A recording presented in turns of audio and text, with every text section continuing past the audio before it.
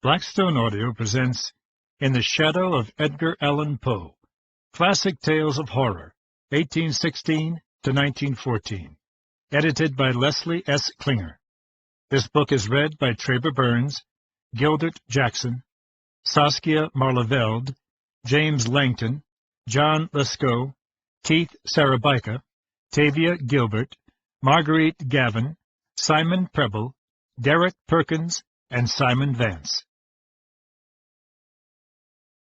Introduction by Leslie S. Klinger. Edgar Allan Poe did not invent the tale of terror. Homer's Odyssey records Odysseus's confrontations with several witches, including Circe. The Bible, Samuel chapter 28, verses 3 through 25, reports Saul's consultation with the witch of Endor, a medium who calls up a spirit whom Saul identifies as the prophet Samuel. The writings of the Greeks contain several accounts of ancient vampires, called Lamii or Impusi. Phlegon of Tralles, writing in the 2nd century, recounts a story about Philinium, a woman who returns from the grave to sleep with a young man, Mercades. The Impusi also appear in Aristophanes' The Frogs, circa 450 BCE. Flavius Philostratus' Life of Apollonius of Tyana, circa 200 CE, tells of a near-fatal relationship between Menippus and a Phoenician woman, who confesses to being a vampire. The Roman raconteur Lucius Apuleius, in The Golden Ass, translated into English in 1566, reports numerous meetings with witches and sorcerers, as well as a vampiric creature. Chaucer and Shakespeare both knew the traditions well, and their writings include numerous tales of ghosts and witches. The Renaissance polymath Niccolò Machiavelli wrote a novel-length story about an archdemon called Belphegor. In the late 17th century and early 18th century, popular English writer Daniel Defoe penned a number of stories that are today classed as horror tales.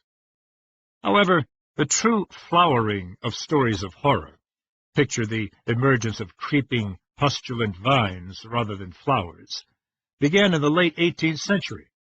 Horace Walpole's Castle of Otranto, 1764, invented out of whole cloth the genre that became known as the Gothic horror, or Gothic romance. Walpole sought to combine medieval ideas about the supernatural with the realism of the modern novel. Above all, he sought to create an atmosphere of terror, a world in which anything could happen, and often did. A giant helmet falls from the heavens, crushing Conrad on his wedding day. Immense limbs appear within the castle itself. Mysterious blood flows, and a hodgepodge of other boogeymen wander in and out of the tale. The immense success of Walpole's novel, which he wrote under a pseudonym and passed off as drawn from historical records, led to others exploring the genre. In 1777, Clara Reeve published an anonymous work originally titled The Champion of Virtue. The author shamelessly termed it the literary offspring of Otranto, and the public embraced it with the same fervor as Walpole's melodrama. Although it was similar in style to Otranto, Reeve attempted to inject more realism, avoiding some of the absurdities of Walpole. Anne Radcliffe was perhaps the most successful exponent of combining the supernatural and the modern.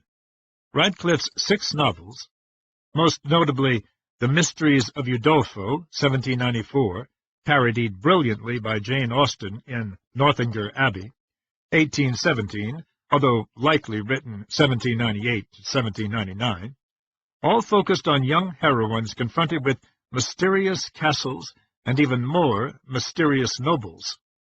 Matthew Gregory Lewis's The Monk, 1796, a sensational story of depravity, debauchery, and diabolism, was also extremely popular, and some critics see the physical description of Ambrosio, the titular monk, as the basis for Bram Stoker's Count Dracula. Sir Walter Scott's immense output including many horrific folk tales, including the portion of Red Gauntlet known as Wandering Willie's Tale, or The Feast of Red Gauntlet, 1824. Scott was also highly appreciative of the work of Radcliffe. In America, Washington Irving wrote many tales of regional supernatural phenomena, among which The Legend of Sleepy Hollow and Rip Van Winkle, 1820, are surely his best remembered. Although his psychological tales of New England made his fame, Nathaniel Hawthorne was also fascinated by strange stories, and among his numerous tales of the occult, Dr. Heidegger's Experiment, 1837, and the posthumously published Septimius Felton, or The Elixir of Life, 1871, are examples of Hawthorne's continuing interest in the search for immortality. The Gothic Romantic phenomenon was not limited to English-speaking countries. The French roman noir, black novels, and the German Schauerroman, literally shudder novels, were equally popular. The bizarre tales of German writer E.T.A. Hoffmann and Polish nobleman Jan Potocki were also a part of the tradition. These continental cousins were generally more violent than their English counterparts. The early stages of the Romantic movement, born in the early 19th century, produced twin icons of horror: the scientific monster and the vampire. Curiously, both emerged from a single night devoted to the telling of stories of horror. In 1816, Dr. John William Polidori accompanied his patient, Lord Byron, on a trip to Italy and Switzerland. That summer they stayed at the Villa Diodati near Lake Geneva, where they were visited by poet Percy Bysshe Shelley, his soon-to-be wife, Mary, and her stepsister, Jane Clare Claremont. When incessant rain kept the five friends indoors, they began reading aloud a book of ghost tales. According to Mary Shelley, Byron suggested that they each write a ghost story to rival those in the book. Her husband wrote nothing in response to the challenge. Byron started on a story but reportedly abandoned it. Mary Shelley's effort became Frankenstein, published 2 years later. The tale of the scientist Victor Frankenstein and his misbegotten creature became extremely popular, resulting in a number of stage plays, a revised edition in 1831, and eventually countless films, parodies, comic books, radio dramas, and advertising images. Called by some the first science fiction novel, the popular images of the story have grown in stature to overshadow the original work. Seemingly, every schoolchild knows the meaning of a staggering walk with outstretched arms. Every filmgoer knows the indelible image of a horrific monster sharing a flower with an innocent child. While Shelley's book was more a reverie on moral responsibility than a forecast of science gone wrong, generations read it as the ultimate horror tale, a stern warning about the arrogance of humankind. An anonymous reviewer in 1818 hailed Frankenstein for its originality, excellence of language, its peculiar interest, and termed it bold and possibly impious. Later that year, Sir Walter Scott, writing for Blackwood's Edinburgh Magazine and ascribing the book to Percy Bysshe Shelley, commented that the work expressed its ideas clearly and forcibly. In his review, Scott contemplated the purpose of marvelous romances as he classed the work. A more philosophical and refined use of the supernatural in works of fiction is proper to that class in which the laws of nature are represented as altered, not for the purpose of pampering the imagination with wonders, but in order to show the probable effect which the supposed miracles would produce on those who witnessed them. In this case, the pleasure ordinarily derived from the marvelous incidents is secondary to that which we extract from observing how mortals like ourselves will be affected by scenes like these, which, daring to depart from sober truth, are still to nature true. In other words, Scott believed that works like Frankenstein prepared us, to face the horrific. The other fruit of that famous summer evening, depicted idiosyncratically in Ken Russell's 1986 film Gothic, was Polidori's The Vampire, the first popular account of vampirism published in England in April 1819. Originally heralded as a work of Byron, and then seen as a satire of Byron, the story recounts some of the activities of the vampire Lord Riven, a nobleman marked by his aloof manner and the deadly hue of his face which never gained a warmer tint. In the early part of the 19th century, the enigmatic yet strangely compelling Riven befriends a gentleman named Aubrey, who finds that even Riven's death does not rid him of his deadly companion. When Riven returns from death, he rejoins Aubrey to the latter's horror, and soon attacks and kills Ianthe, the object of Aubrey's affections. Plunged into a breakdown, Aubrey recovers only to find that his beloved sister has also become the victim of the creature, who then vanishes. Polidori was no great writer, as is evident from the concluding lines of the book. Lord Riven had disappeared, and Aubrey's sister had glutted the thirst of a vampire. Polidori's work is credited as the first of the great vampire tales, however, primarily for its description of a gentleman vampire, a far remove from the disgusting, blood-sucking corpses detailed in the accounts of vampires written by Calmet and other historians. It was immensely successful. Within Polidori's lifetime, he died 2 years after publication, the work was translated into French, German, Spanish, and Swedish, and adapted into several stage plays, which played to horror-struck audiences until the early 1850s. Another memorable work of the early Romantics was Melmoth the Wanderer, published in 1820. Written by Charles Robert Maturin, the great-uncle of Oscar Wilde, its protagonist, John Melmoth, has sold his soul to gain 150 extra years of life. Melmoth wanders the earth searching for someone to take over this contract. Although the book is convoluted with numerous tales within tales, Melmoth has been compared to Molière's Don Juan, Goethe's Faust, and Byron's Manfred as a great allegorical figure. And H.P. Lovecraft called it an enormous stride in the evolution of the horror tale. Also extremely popular was Varney the Vampire, written by James Malcolm Rymer, and serialized in 109 weekly installments from 1845 to 1847. The first novel-length account of a vampire in English, the prose of Varney is sensational. Her bosom heaves and her limbs tremble, yet she cannot withdraw her eyes from that marble-looking face. With a plunge, he seizes her neck in his fang-like teeth. A gush of blood and a hideous sucking noise follows. The girl has swooned, and the vampire is at his hideous repast. Despite its artistic shortcomings, however, Varney delivers a vivid, monstrous portrait of the undead.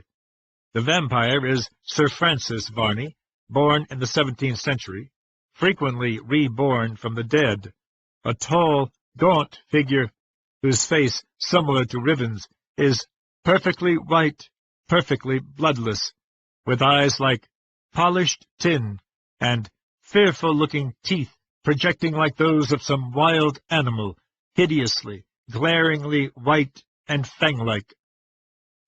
The tales of Edgar Allan Poe were mid-century milestones on the trail of the horror story.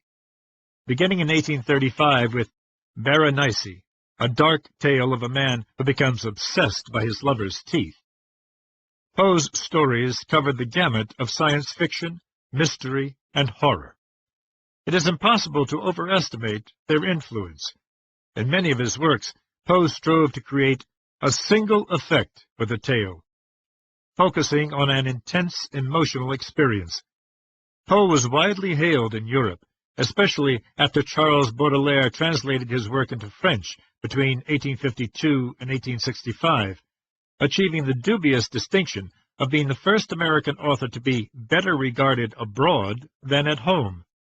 For example, although The Gold Bug, 1843, and The Raven, 1845, made him a household name, he earned little from his writing, and at his death he was popularly viewed as depraved, alcoholic, and drug-crazed.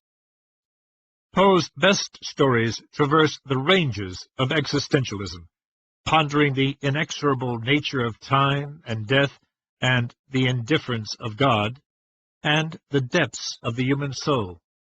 They explore the demonic souls of ordinary people and extraordinary criminals, and the pathology of crime and confession.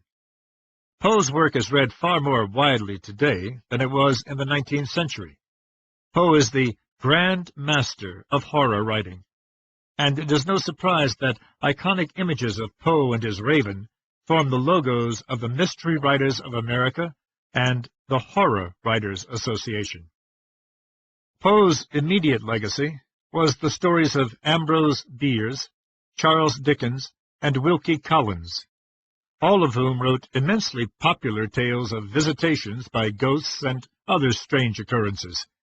For example, Dickens's A Christmas Carol, 1843, is regarded today as verging on sentimental slush, but at its core, it remains a chilling story of a crisis of conscience brought about by powerful spirits. Collins's Woman in White, 1860, combines the atmosphere of Gothic romance with a newly invented mystery tale, emphasizing rational deductions from clues. Bierce, many of whose short stories are still read today, crafted realistic accounts of war and horror which rang true to the American reading public, striving for Poe's single effect. Among the many fantastic writings of Joseph Sheridan Le Fanu is his highly sensitive Carmilla, 1872. The tale records the history of a female vampire. After a carriage accident, the charming and beautiful Carmilla is taken in by Laura, the narrator, a lonely young lady. Laura experiences terrifying dreams in which a mysterious woman visits her in bed and kisses her neck. She recalls that in the daytime, the doting Carmilla occasionally would press me more closely in her trembling embrace, and her lips in soft kisses gently glow upon my cheek. In these mysterious moods, I did not like her. I experienced a strange, tumultuous excitement that was pleasurable ever and anon, mingled with a vague sense of fear and disgust. I was conscious of a love growing into adoration, and also of abhorrence. Laura discovers that Carmilla is the double of Carmilla's ancestor, the Countess Mircalla Karnstein of Styria, dead for more than a century. With the help of her father's friend, General Spielsdorf, she travels to the village of Karnstein in Styria, where she learns from the general that Carmilla, who also calls herself Malaka, is the Countess Mircalla, a vampire. Laura and a band of men exhume Countess Mircalla's body and destroy her by driving a stake through her heart. The late 19th century produced a number of writers fascinated by horror. Arthur Conan Doyle, Rudyard Kipling, Guy de Maupassant, Henry James, and Robert Louis Stevenson all produced numerous stories in the genre, too many to consider here. The peak of 19th century horror literature, however, towers over its foothills. In 1897, Bram Stoker, a theater critic, business manager, writer of romantic fiction and minor stories of fantasy and terror, delivered Dracula, a work so chilling that it set the standard for every subsequent story of creatures of the night. When Dracula, which Stoker had originally titled The Undead, appeared, some critics were immediately excited. The Daily Mail characterized the book as powerful and horrible. The recollection of this weird and ghostly tale will doubtless haunt us for some time to come. Horrid and creepy to the last degree, said the Pall Mall Gazette. It is also excellent and one of the best things in the supernatural line that we have been lucky enough to hit upon. Less favorably, the bookman expressed sentiments more in line with the majority of English reaction. A summary of the book would shock and disgust, but we must own that, though here and there in the course of the tale we hurried over things with repulsion, we read nearly the whole thing with rapt attention. Although vampires had been in the public eye for hundreds of years, it was Dracula who caught the imagination of the world and led the triumphal march of the undead Transylvanian vampire, in the words of one critic, through the newspapers, books, cinema screens, and stages of the Anglo-Saxon world. Hundreds of stage plays, radio broadcasts, films, and television series, as well as thousands of vampire-themed stories and novels, followed in its wake. It was widely admired by 20th-century writers as well. H.P. Lovecraft, in his survey of supernatural horror in literature, wrote, "Best of all is the famous Dracula, which has become almost the standard modern exploitation of the frightful vampire myth. Count Dracula, a vampire, dwells in a horrible castle in the Carpathians, but finally migrates to England with the design of populating the country with fellow vampires. How an Englishman fares within Dracula's stronghold of terrors, and how the dead fiend's plot for domination is at last defeated, are elements which unite to form a tale now justly assigned a permanent place in English letters." Although Arthur Machen, Algernon Blackwood, and Lord Dunsany, all of whom lived to mid-century, and M.R. James were hailed by Lovecraft as the finest fantastic writers in the early years of the century, they are little remembered today. Machen, a Welsh author whose supernatural works first appeared in the 1890s, was highly interested in the occult. He espoused a belief that behind the veil of reality lay a realm of magic and ancient beings. In the 1920s, his writings attained popularity in America, with Vincent Starrett and James Branch Cabell among his strongest advocates. Machen's work was an influence on the development of the pulp horror found in magazines like Weird Tales, and on such notable fantasy writers as Clark Ashton Smith, Robert E. Howard, and H.P. Lovecraft. The Englishman Algernon Blackwood was very much in the tradition of Poe and Bierce, with a prolific output of supernatural novels and short stories. Lovecraft described him as inspired and prolific, amidst whose voluminous and uneven work may be found some of the finest spectral literature of this or any age. His tales, Lovecraft noted, built up, detail by detail, the complete sensations and perceptions leading from reality into supernormal life or vision. Without notable command of the poetic witchery of mere words, he is the one absolute and unquestioned master of weird atmosphere. As a journalist, Blackwood wrote hundreds of articles, essays, and works of fiction, often under very short deadlines. His last collection of short stories appeared in 1946. British peer Edward John Morton Drax Plunkett was the 18th Baron Dunsany. He was a prolific playwright, poet, novelist, and short story writer. Although he wrote many supernatural stories, he is probably best remembered as a fantasist, a predecessor of J.R.R. Tolkien and C.S. Lewis. His Chronicles of Rodriguez, 1922, and The King of Elfland's Daughter, 1924, are highly acclaimed, and subsequent fantasy writers as diverse as Jorge Luis Borges and Neil Gaiman, and science fiction writers Michael Moorcock, Arthur C. Clarke, Gene Wolfe, and Robert E. Howard have acknowledged the influence of Dunsany's writings. Montague Rhodes James was a medieval scholar whose ghost stories, many written as Christmas fireside tales for his friends, have been hailed as the finest in the genre, generally centered on malefic supernatural beings whose attentions are garnered by an unsuspecting victim opening an old book or a discarded reliquary. After years of neglect, his stories are being rediscovered as long-lost gems of the occult. In 1919, with the publication of a story entitled Dagon, a giant emerged in the genre. Howard Phillips Lovecraft began his career as a poet. In his influential Supernatural Horror in Literature, he described the field as a narrow though essential branch of human expression, and will chiefly appeal as always to a limited audience with keen special sensibilities. Whatever universal masterpiece of tomorrow may be wrought from phantasm or terror will owe its acceptance rather to a supreme workmanship than to a sympathetic theme. Lovecraft's own workmanship produced an immense, steady stream of stories, novels, poetry, and essays, ending only with his untimely death in 1937 at the age of 47.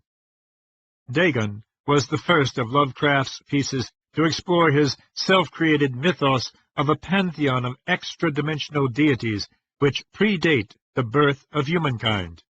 These elder gods, Lovecraft observed, were to be found in the interstices of ancient myths and legends. August Derleth, Lovecraft's greatest disciple, termed these gods the Cthulhu mythos. Lovecraft's themes were indeed far from sympathetic. He was deeply cynical of mankind, especially in light of what he believed to be scientific evidence of the insignificance of humanity and the random, probabilistic nature of the universe. His writings expressed fatalism and a sense of inherited guilt for the sins of prior generations. He also posited extensive influence exerted by non-human intelligences on human affairs. The workings of the gods were best left unexplored by humans, he believed. In The Call of Cthulhu, 1928, he counseled, "The most merciful thing in the world, I think, is the inability of the human mind to correlate all its contents. Some day the piecing together of dissociated knowledge will open up such terrifying vistas of reality and of our frightful position therein, that we shall either go mad from the revelation or flee from the light into the peace and safety of a new dark age." For most of the 20th century, the definitive editions of Lovecraft's work, specifically At the Mountains of Madness and Other Novels, Dagon and Other Macabre Tales, The Dunwich Horror and Others, and The Horror in the Museum and Other Revisions, were published by August Derleth's Arkham House, which Derleth founded for the express purpose of publishing the work of Lovecraft. Lovecraft intentionally used a sesquipedalian style of writing with antiquated spellings to invoke a tone of seriousness and verisimilitude. His work was influenced heavily by Dunsany's Ancient Gods and Macken's Tales of Elder Evils. In turn, his writings have been acknowledged as influences by a number of major science fiction, fantasy, and horror writers of the late 20th century, and have been extensively parodied and copied in many media, including dozens of films. It is impossible in this brief overview to do justice to horror writing after the first half of the century. The modern masters, Stephen King, Peter Straub, Clive Barker, Robert Bloch, Shirley Jackson, to name a few, are so well known as to need no introduction, and any attempt to provide a history from this close proximity would be injudicious. We are fortunate to live in a time when the garden of the supernatural tale has grown so luxuriantly. This collection is a selection of masterful tales of terror from authors who, by and large, are little remembered for their writing in this genre. Even Bram Stoker, whose Dracula may be said to be the most popular horror novel of all time, is not known as a writer of short fiction. While a few of the stories have been widely anthologized, most have been lost in the shadow of Edgar Allan Poe. Read on now, perhaps with a flashlight at hand. The Sandman, E.T.A. Hoffmann. Ernst Theodor Wilhelm Hoffmann, 1776 to 1822, who wrote as E.T.A. Hoffmann, was an immensely popular German author of fantasy and horror. His tales were highly influential, and his famous short novel, The Nutcracker and the Mouse King, 1816, became the basis for Tchaikovsky's ballet, The Nutcracker, 1892. Hoffmann and his stories feature in Offenbach's opera, The Tales of Hoffmann, 1881. The Sandman is one of the tales incorporated into that opera and has been adapted into other operatic works. The story first appeared in an 1817 book of stories titled Die Nachtstücke, The Night Pieces. The translation is by J.T. Beale from an 1885 edition published by Charles Scribner's Sons. Nathanael to Lothar. I know you are all very uneasy because I have not written for such a long time. Mother, to be sure, is angry, and Clara, I dare say, believes I am living here in riot and revelry, and quite forgetting my sweet angel, whose image is so deeply engraved upon my heart and mind. But that is not so. Daily and hourly do I think of you all, and my lovely Clara's form comes to gladden me in my dreams, and smiles upon me with her bright eyes, as graciously as she used to do in the days when I went in and out amongst you. Oh, how I could write to you in the distracted state of mind in which I have been, and which, until now, has quite bewildered me. A terrible thing has happened to me.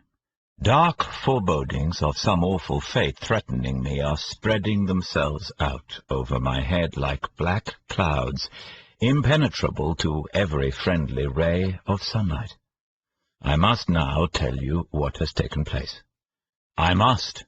That I see well enough, but only to think upon it makes the wild laughter burst from my lips.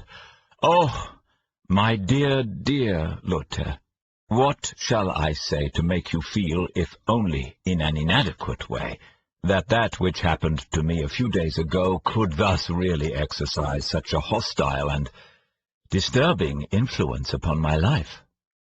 Oh, that you were here to see for yourself.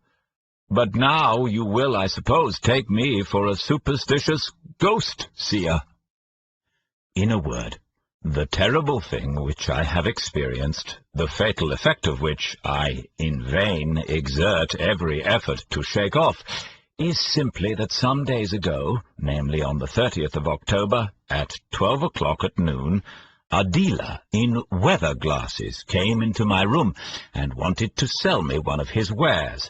I bought nothing and threatened to kick him downstairs, whereupon he went away of his own accord.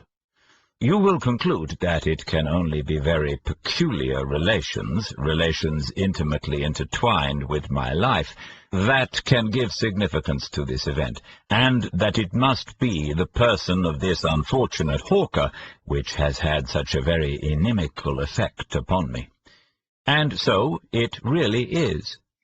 I will summon up all my faculties in order to narrate to you calmly and patiently as much of the early days of my youth as will suffice to put matters before you in such a way that your keen, sharp intellect may grasp everything clearly and distinctly in bright and living pictures.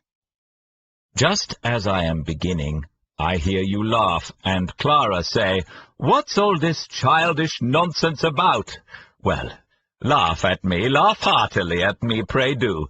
But, good God, my hair is standing on end, and I seem to be entreating you to laugh at me in the same sort of frantic despair in which Franz Moore entreated Daniel to laugh him to scorn. But to my story. Except at dinner, we, i.e., I and my brothers and sisters, saw but little of our father all day long. His business, no doubt, took up most of his time. After our evening meal, which in accordance with an old custom was served at 7 o'clock, we all went, mother with us, into father's room, and took our places around a round table. My father smoked his pipe, drinking a large glass of beer to it. Often he told us many wonderful stories, and got so excited over them that his pipe always went out, I used then to light it for him with a spill, and this formed my chief amusement. Often again he would give us picture books to look at, whilst he sat silent and motionless in his easy chair, puffing out such dense clouds of smoke that we were all, as it were, enveloped in mist. On such evenings Mother was very sad, and directly it struck 9, she said, "Come, children, off to bed, come! The Sandman is come, I see." And I always did seem to hear something trampling upstairs with slow, heavy steps. That must be the Sandman. Once in particular I was very much frightened at this dull trampling and knocking. As Mother was leading us out of the room, I asked her, "Oh, Mamma, but who is this nasty Sandman who always sends us away from Papa? What does he look like?" "There is no Sandman, my dear child," Mother answered. "When I say the Sandman is come, I only mean that you are sleepy and can't keep your eyes open, as if somebody had put sand in them." This answer of Mother's did not satisfy me. Nay, in my childish mind the thought clearly unfolded itself that Mother denied there was a Sandman only to prevent us being afraid. Why, I always heard him come upstairs. Full of curiosity to learn something more about this Sandman and what he had to do with us children, I at length asked the old woman who acted as my youngest sister's attendant what sort of a man he was, the Sandman. "Why, Thanael, darling, don't you know?" she replied. "Oh, he's a wicked man who comes to little children when they won't go to bed and throws handfuls of sand in their eyes so that they jump out of their heads all bloody, and he puts them into a bag and takes them to the half-moon as food for his little ones, and they sit there in the nest and have hooked beaks like owls, and they pick naughty little boys' and girls' eyes out with them." After this I formed in my own mind a horrible picture of the cruel Sandman. When anything came blundering upstairs at night, I trembled with fear and dismay, and all that my mother could get out of me were the stammered words, "The Sandman! The Sandman!" whilst the tears coursed down my cheeks. Then I ran into my bedroom, and the whole night through tormented myself with the terrible apparition of the Sandman. I was quite old enough to perceive that the old woman's tale about the Sandman and his little one's nest in the half-moon couldn't be altogether true. Nevertheless, the Sandman continued to be for me a fearful incubus, and I was always seized with terror. My blood always ran cold, not only when I heard anybody coming up the stairs, but when I heard anybody noisily open my father's room door and go in. Often he stayed away for a long season altogether. Then he would come several times in close succession. This went on for years, without my being able to accustom myself to this fearful apparition, without the image of the horrible Sandman growing any fainter in my imagination. His intercourse with my father began to occupy my fancy ever more and more. I was restrained from asking my father about him by an unconquerable shyness. But as the years went on, the desire waxed stronger and stronger within me to fathom the mystery myself, and to see the fabulous Sandman. He had been the means of disclosing to me the path of the wonderful and the adventurous, which so easily find lodgment in the mind of the child. I liked nothing better than to hear or read horrible stories of goblins, witches, Tom Thumbs, and so on, but always at the head of them all stood the Sandman, whose picture I scribbled in the most extraordinary and repulsive forms with both chalk and coal everywhere, on the tables, and cupboard doors, and walls. When I was 10 years old, my mother removed me from the nursery into a little chamber off the corridor not far from my father's room. We still had to withdraw hastily whenever on the stroke of 9 the mysterious unknown was heard in the house. As I lay in my little chamber, I could hear him go into father's room, and soon afterwards I fancied there was a fine and peculiar smelling steam spreading itself through the house. As my curiosity waxed stronger, my resolve to make somehow or other the Sandman's acquaintance took deeper root. Often when my mother had gone past, I slipped quickly out of my room into the corridor, but I could never see anything, for always before I could reach the place where I could get sight of him, the Sandman was well inside the door.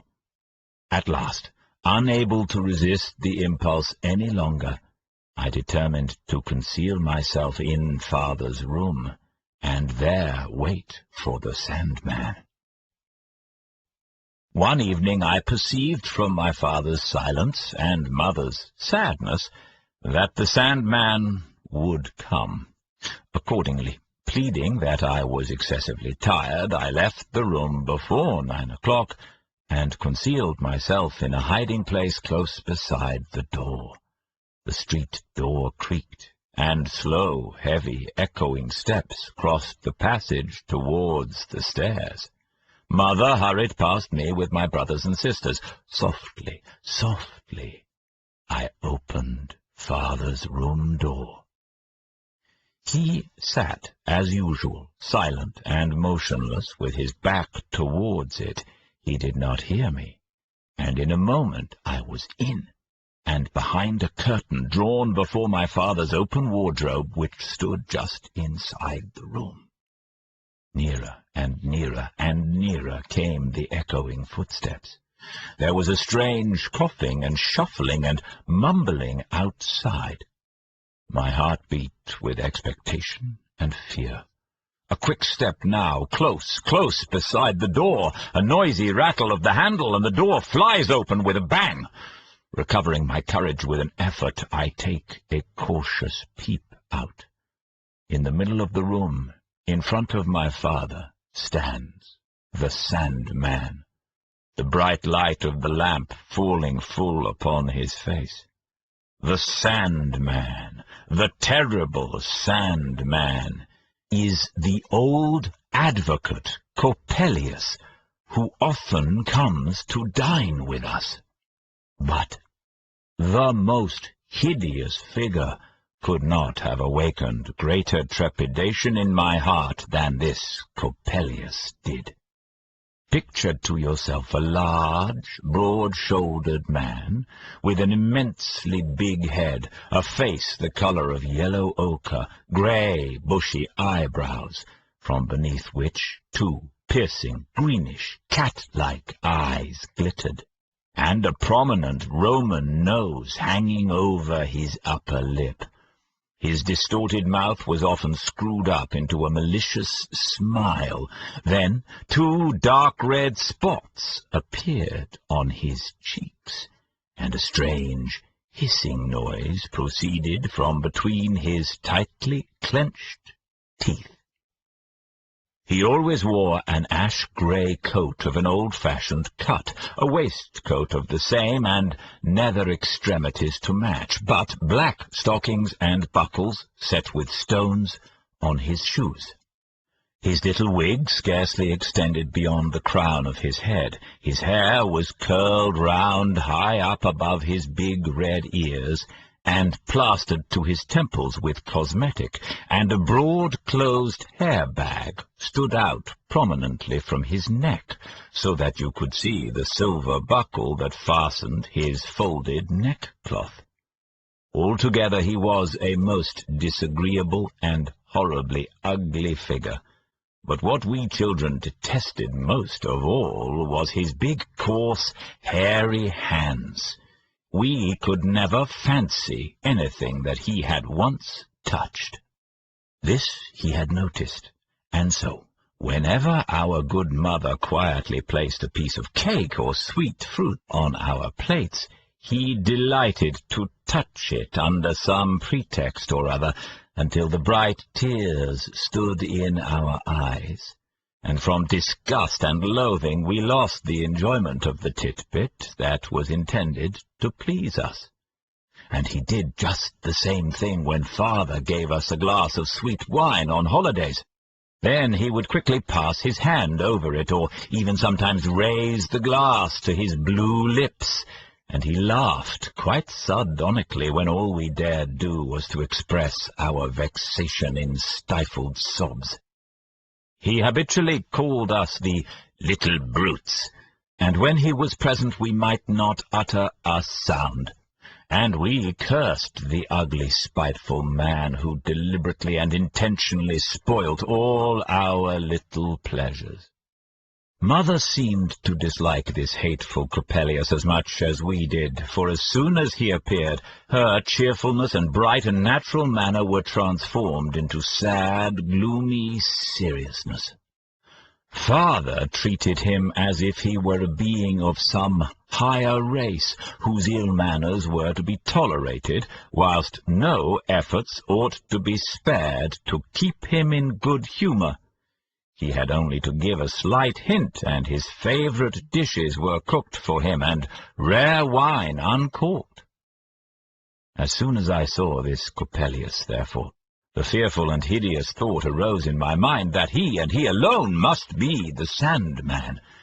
But I no longer conceived of the Sandman as the bugbear in the old nurse's fable, who fetched children's eyes and took them to the half-moon as food for his little ones. No, but as an ugly, spectre-like fiend, bringing trouble and misery and ruin, both temporal and everlasting, everywhere wherever he appeared. I was spellbound on the spot. At the risk of being discovered, and, as I well enough knew, of being severely punished, I remained as I was, with my head thrust through the curtains, listening. My father received Coppelius in a ceremonious manner. "Come to work!" cried the latter in a hoarse, snarling voice, throwing off his coat. Gloomily and silently my father took off his dressing-gown, and both put on long black smock frocks. Where they took them from I forgot to notice. Father opened the folding doors of a cupboard in the wall, but I saw that what I had so long taken to be a cupboard was really a dark recess, in which was a little hearth. Coppelius approached it, and a blue flame crackled upwards from it. Round about were all kinds of strange utensils. Good God! As my father bent down over the fire, how different he looked! His gentle and venerable features seemed to be drawn up by some dreadful convulsive pain into an ugly, repulsive, satanic mask. He looked like Coppelius. Coppelius plied the red-hot tongs and drew bright glowing masses out of the thick smoke, and began assiduously to hammer them. I fancied that there were men's faces visible round about, but without eyes, having ghastly deep black holes where the eyes should have been. "Eyes here! Eyes here!" cried Coppelius in a hollow, sepulchral voice. My blood ran cold with horror. I screamed and tumbled out of my hiding-place into the floor. Coppelius immediately seized upon me. "You little brute! You little brute!" he bleated, grinding his teeth. Then, snatching me up, he threw me on the hearth, so that the flames began to singe my hair. "Now we've got eyes! Eyes! A beautiful pair of children's eyes!" he whispered, and thrusting his hands into the flames, he took out some red-hot grains, and was about to strew them into my eyes. Then my father clasped his hands and entreated him, saying, "Master, master, let my Nathanael keep his eyes. Oh, do let him keep them." Coppelius laughed shrilly and replied, "Well then, the boy may keep his eyes and whine and pule his way through the world, but we will now at any rate observe the mechanism of the hand and the foot." And therewith he roughly laid hold upon me, so that my joints cracked, and twisted my hands and my feet, pulling them now this way and now that. "That's not quite right altogether. It's better as it was. The old fellow knew what he was about." Thus lisped and hissed Coppelius, but all around me grew black and dark. A sudden convulsive pain shot through all my nerves and bones. I knew nothing more. I felt a soft warm breath fanning my cheek. I awakened as if out of the sleep of death. My mother was bending over me. "Is the Sandman still there?" I stammered. "No, my dear child. He's been gone a long, long time. He'll not hurt you." Thus spoke my mother as she kissed her recovered darling and pressed him to her heart. But why should I tire you, my dear Lothaire? Why do I dwell at such length on these details, when there's so much remains to be said? Enough. I was detected in my eavesdropping, and roughly handled by Coppelius. Fear and terror had brought on a violent fever, of which I lay ill several weeks. "Is the Sandman still there?" These were the first words I uttered on coming to myself again, the first sign of my recovery, of my safety.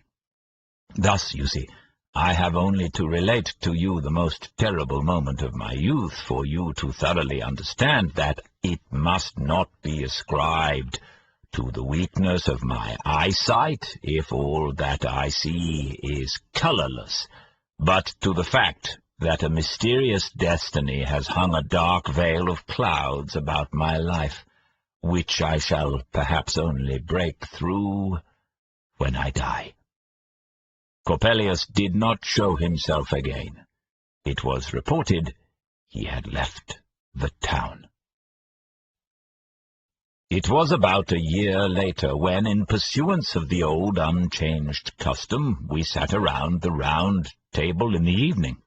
Father was in very good spirits, and was telling us amusing tales about his youthful travels. As it was striking 9, we all at once heard the street door creak on its hinges, and slow, ponderous steps echoed across the passage and up the stairs. "That is Coppelius," said my mother, turning pale. "Yes, it is Coppelius," replied my father in a faint, broken voice. The tears started from my mother's eyes. "But father, father," she cried, "must it be so?" "This is the last time," he replied. "This is the last time he will come to me, I promise you. Go now. Go and take the children. Go to bed. Good night." As for me, I felt as if I were converted into cold, heavy stone. I could not get my breath. As I stood there immovable, my mother seized me by the arm. "Come, Nathanael, do come along!" I suffered myself to be led away. I went into my room. "Be a good boy and keep quiet," Mother called after me. "Get into bed and go to sleep." But, tortured by indescribable fear and uneasiness, I could not close my eyes. That hateful, hideous Coppelius stood before me with his glittering eyes, smiling maliciously down upon me. In vain did I strive to banish the image. Somewhere about midnight there was a terrific crack, as if a cannon were being fired off. The whole house shook. Something went rustling and clattering past my door. The house door was pulled to with a bang. "That is Coppelius!" I cried, terror-struck, and leapt out of bed. Then I heard a wild, heart-rending scream. I rushed into my father's room. The door stood open, and clouds of suffocating smoke came rolling towards me. The servant maid shouted, "Oh, my master! My master!" On the floor in front of the smoking hearth lay my father, dead. His face burned black and fearfully distorted, my sisters weeping and moaning around him, and my mother lying near them in a swoon. "Coppelius, you atrocious fiend! You've killed my father!" I shouted. My senses left me. 2 days later, when my father was placed in his coffin, his features were mild and gentle again, as they had been when he was alive. I found great consolation in the thought that his association with the diabolical Coppelius could not have ended in his everlasting ruin. Our neighbors had been awakened by the explosion. The affair got talked about and came before the magisterial authorities, who wished to cite Coppelius to clear himself, but he had disappeared from the place, leaving no traces behind him. Now, when I tell you, my dear friend, that the weather-glass hawker I spoke of was the villain Coppelius, you will not blame me for seeing impending mischief in his inauspicious reappearance. He was differently dressed, but Coppelius's figure and features are too deeply impressed upon my mind for me to be capable of making a mistake in the matter. Moreover, he has not even changed his name. He proclaims himself here, I learn, to be a Piedmontese mechanician, and styles himself Giuseppe Coppola. I am resolved to enter the lists against him and revenge my father's death, let the consequences be what they may. Don't say a word to Mother about the reappearance of this odious monster. Give my love to my darling Clara. I will write to her when I am in a somewhat calmer frame of mind. Adieu, etc.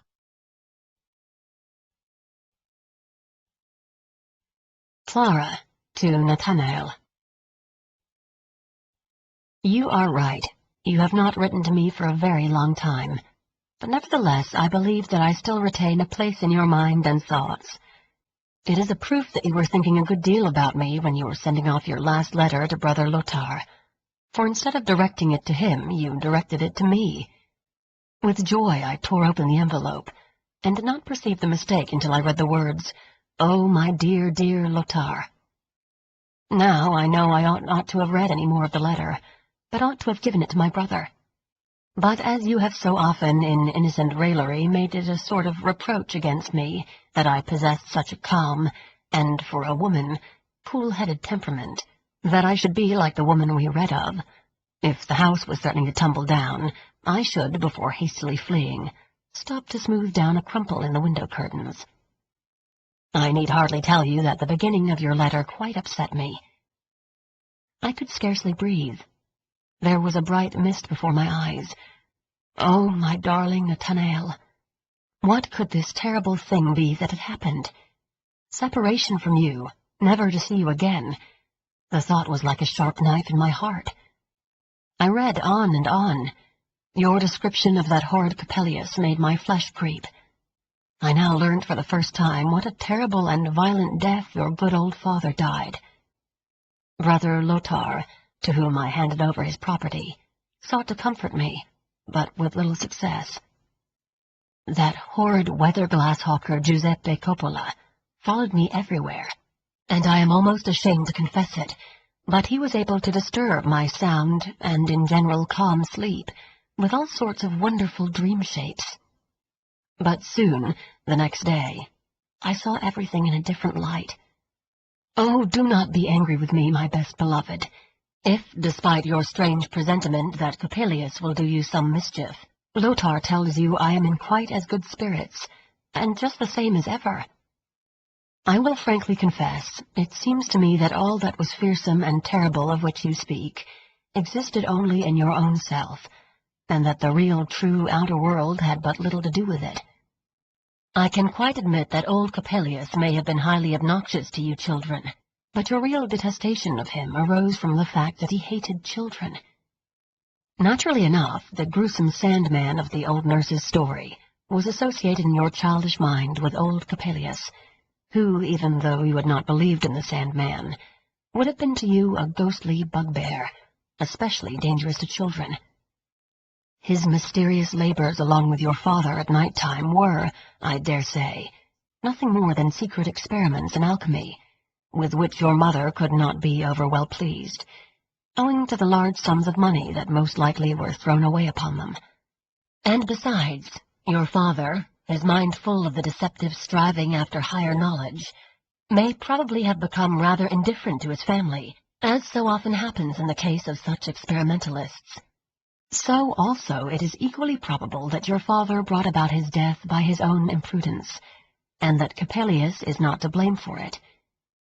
I must tell you that yesterday I asked our experienced neighbor, the chemist, whether in experiments of this kind an explosion could take place, which would have a momentarily fatal effect. He said, "Oh, certainly," and described to me in his prolix and circumstantial way how it could be occasioned, mentioning at the same time so many strange and funny words that I could not remember them all. Now I know you will be angry at your Clara, and will say, of the mysterious which often clasps man in its invisible arms, there's not a ray can find its way into this cold heart. She sees only the varied surface of things of the world, and, like the little child, is pleased with the golden glittering fruit, at the kernel of which lies the fatal poison. Oh, my beloved Nathanael, do you believe, then, that the intuitive presence of a dark power working within us to our own ruin cannot exist also in minds which are cheerful, natural, free from care? But please forgive me that I, a simple girl, presume in my way to indicate to you what I really think of such an inward strife. After all, I should not find the proper words, and you would only laugh at me, not because my thoughts were stupid, but because I was so foolish as to attempt to tell them to you. If there is a dark and hostile power which traitorously fixes a thread in our hearts, in order that, laying hold of it, and drawing us by means of it along a dangerous road to ruin, which otherwise we should not have trod, if, I say, there is such a power, it must assume within us a form like ourselves. Nay, it must be ourselves, for only in that way can we believe in it, and only so understood do we yield to it so far that it is able to accomplish its secret purpose. So long as we have sufficient firmness, fortified by cheerfulness, to always acknowledge foreign hostile influences for what they really are, whilst we quietly pursue the path pointed out to us by both inclination and calling, then this mysterious power perishes in its futile struggles to attain the form which is to be the reflected image of ourselves. It is also certain, Lothar adds, that if we have once voluntarily given ourselves up to this dark physical power, it often reproduces within us the strange forms which the outer world throws in our way, so that thus it is we ourselves who engender within ourselves the spirit by which some remarkable delusion we imagine to speak in that outer form. It is the phantom of our own self whose intimate relationship with, and whose powerful influence upon our soul, either plunges us into hell or elevates us to heaven. Thus you will see, my beloved Nathanael, that I and Brother Lothar have well talked over the subject of dark powers and forces, and now, after I have with some difficulty written down the principal results of our discussion, they seem to me to contain many really profound thoughts. Lothar's last words, however, I don't quite understand altogether. I only dimly guess what he means, and yet I cannot help thinking it is all very true. I beg you, dear, strive to forget the ugly advocate Coppelius, as well as the weather-glass hawker Giuseppe Coppola. Try and convince yourself that these foreign influences can have no power over you, that it is only the belief in their hostile power which can in reality make them dangerous to you.